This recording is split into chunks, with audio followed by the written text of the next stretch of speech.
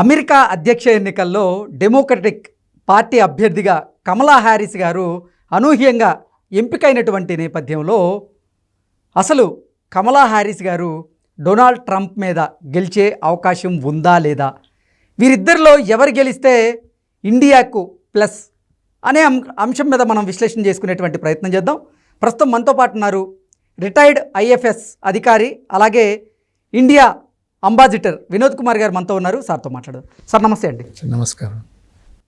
America అధ్యక్ష ఎన్నికల్లో Donald Trump మీద కమలా హ్యారిస్ గారు గెలవగలరా? వారిద్దరిలో ఎవరు గెలిచే అవకాశం ఉంది? వారిద్దరిలో ఎవరు గెలిస్తే అది ఇండియాకు అనుకూలంగా మారే అవకాశం ఉంది అంటే ఏం చెప్తారు సార్? మీరు మంచి క్వశ్చన్ అడిగారు. ఎందుకంటే ఇప్పుడు కమలా హ్యారిస్ అనేది ఇప్పుడు మొన్న వచ్చేసింది.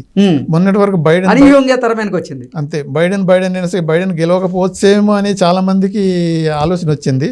కానీ ఇక బైడెన్ తప్పుకొని కమలా హ్యారిస్ని సపోర్ట్ చేయక తప్పని పరిస్థితుల్లో వాళ్ళ జరిగింది.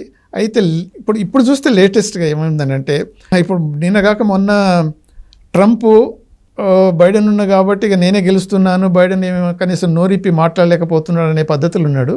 ఇప్పుడు కమలా హ్యారిస్ ఏం చేస్తున్నారంటే, ఇప్పుడు ఈవెన్ టీవీ డిబేట్లలో కమాన్ అంటే మన అది September 4th అది ఏదైతే ఉందో రండి దెన్ ఏబి డిస్కస్ చేద్దాము అది ఇది అన్నప్పుడు నిన్న ట్రంప్ మాట్లాడిన మాటలను చూస్తే నేను రాను, నేను ఆ టీవీకి రాను, ఏదైతే ఫాక్స్ టీవీకి వస్తాను, అక్కడికి వస్తాను అనేది మొదలు పెట్టేసింది. అంటే అప్పుడే అర్థమైపోయింది ఏంటి అని అంటే, కమలా హ్యారిస్ ఆల్రెడీ ఆవిడకు క్యాంపెయినింగ్కు ఏది మన కంట్రిబ్యూషన్స్ వస్తాయి కదా, మిలియన్స్ వచ్చేస్తున్నాయి.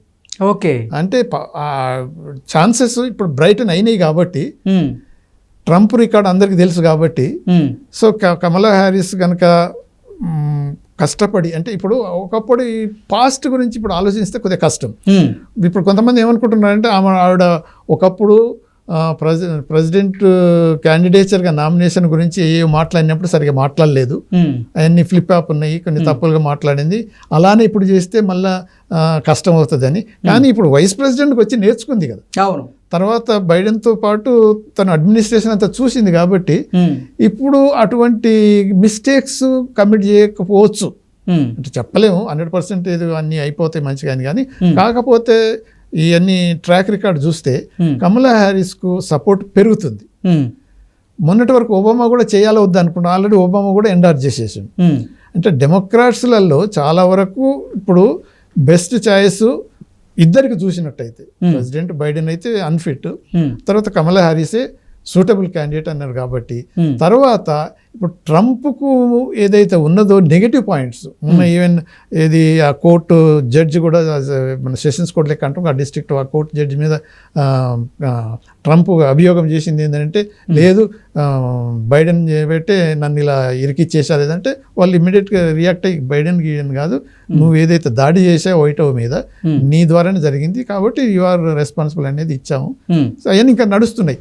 సో ఈ రోజు చూసినట్టయితే కమలా హ్యారిస్ పుంజుకొని ఇంకా స్ట్రెంగ్తెన్ కావచ్చు, గెలిచే అవకాశం కూడా రావచ్చు. అంటే ఇది టూ ఎర్లీ కాబట్టి, ఓకే, ఎందుకంటే వార్ వన్ సైడ్ అయ్యే అవకాశం ఉందంటారా?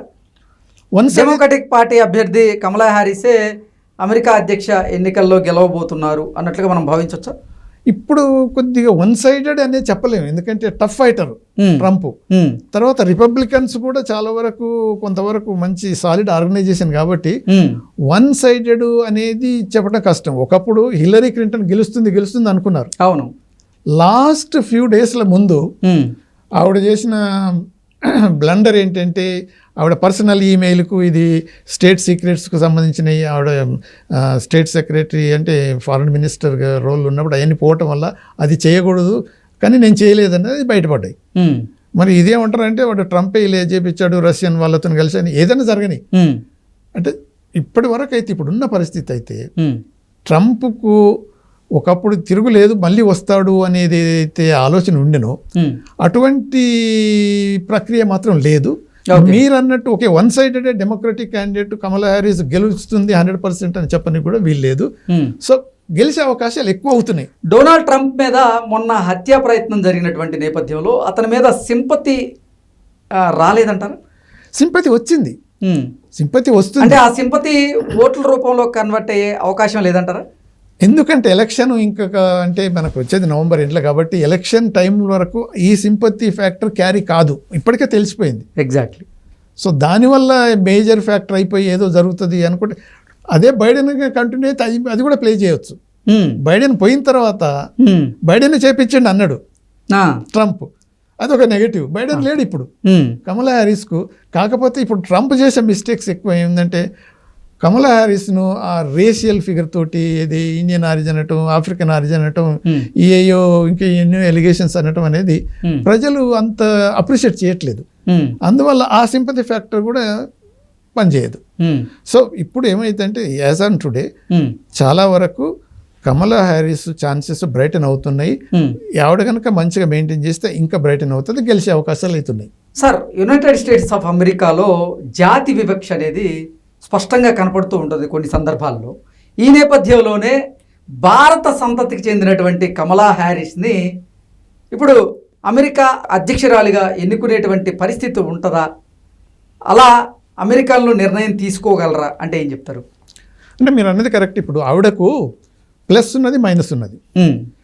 ప్లస్ ఎలా అంటే ఆవిడ ఒక ఏషియన్, ఒక ఇది ఇండియన్ ఆరిజినే కాకుండా ఆఫ్రికన్ జమైకా నుంచి వాళ్ళ ఫాదర్ది ఏదైతుందో ఆ ఆరిజిన్ ఉన్నది కాబట్టి ఇప్పుడు బ్లాక్ అండ్ బ్రౌన్ తర్వాత ఆ వైట్ అసోసియేషన్స్ ఇవి ఉన్నాయి కాబట్టి మేజర్ ఫ్యాక్టర్. తర్వాత ఇప్పుడు ఆవిడ తీసుకునే స్టెప్స్ ఏంటంటే women rights, abortion rights, reproductive independence to women అనేది ఒక మూమెంటు, ఈ అన్నిటికి సపోర్ట్ చేసింది. సో దానివల్ల ఏమవుతుందని అంటే ఈ ఉమెన్ ఫ్యాక్టర్ వల్ల తర్వాత ఈ బ్లాక్ మొన్న ఏదో బ్లాక్ అసోసియేషన్లో ట్రంప్ అంటే సర్కాస్టిక్గా కామెంట్ చేసిండు కమలా హ్యారిస్ మీద, బ్లాక్స్ మీద కూడా. సో ఇటువంటివన్నీ నెగటివ్ అవుతాయి, ఈవిడకు పాజిటివ్గా అవుతాయి. ఓకే, అది నేటివ్ అమెరికన్స్. ఎందుకంటే డొనాల్డ్ ట్రంప్ గారి ప్రవర్తన వల్ల కూడా కమలా హ్యారిస్ గారు గెలిచే అవకాశం అయితే ఉందంటారు. ఉన్నది. అది తను కనుక మేనేజ్ చేసుకుంటే గెలిచే అవకాశం ఉంది. ఎవరు గెలిచినా కానీ మనకు భారతదేశం మీద ఎంత ఎఫెక్ట్ ఉంటుంది అని అంటే ఇది కంటిన్యూస్ ప్రాసెస్, ఇది బైపార్టిసన్ ప్రాసెస్.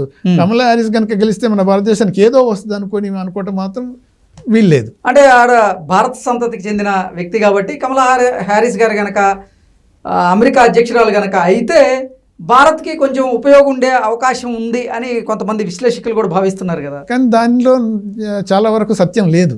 ఓకే, ఎందుకంటే ఈ ఫారెన్ పాలసీ రిలేషన్స్ అనేది బైపార్టిసన్ అంటే పార్టీలు రెండు, రిపబ్లికన్ డెమోక్రటిక్ పార్టీల సారా అంటే ఐడియాలజీ ప్రకారం వాళ్ళ relations. After all America interest first, వాళ్ళకు అవసరం ఉన్నంత వరకు వాళ్ళు ఉపయోగించుకుంటారు. ఇప్పుడు అమెరికాకు ఇండియా అవసరం, ఎందుకంటే చైనాకు ఎగనెస్ట్గా చేయాలంటే అమెరికా ఏం చేయలేదు. కాబట్టి అమెరికా ఇంట్రెస్ట్ మీద మన రిలేషన్స్ ఇంప్రూవ్ చేసుకుంటుంది. కానీ కమలా హ్యారిస్కి వస్తుందా ట్రంప్కి వస్తుందా అనేది మాత్రం అదంతా సెకండరీ. సో కమలా హ్యారిస్ గారు అమెరికాకి అధ్యక్షులైనా, అలాగే డొనాల్డ్ ట్రంప్ గారు అమెరికాకి అధ్యక్షులైనా ఇండియాతో అయితే సత్సంబంధాలు ఉండే అవకాశమే ఉంది. మెరుగుపడేది అవకాశం ఎక్కువ ఉంది కానీ తరుగుపడేది అయితే లేదు. ఓకే, ఇది అమెరికన్ ఇంట్రెస్ట్లో, ఇండియా ఇంట్రెస్ట్లో. ఓకే, అది. Okay sir, thank you so much sir. Thank you, నమస్కారం.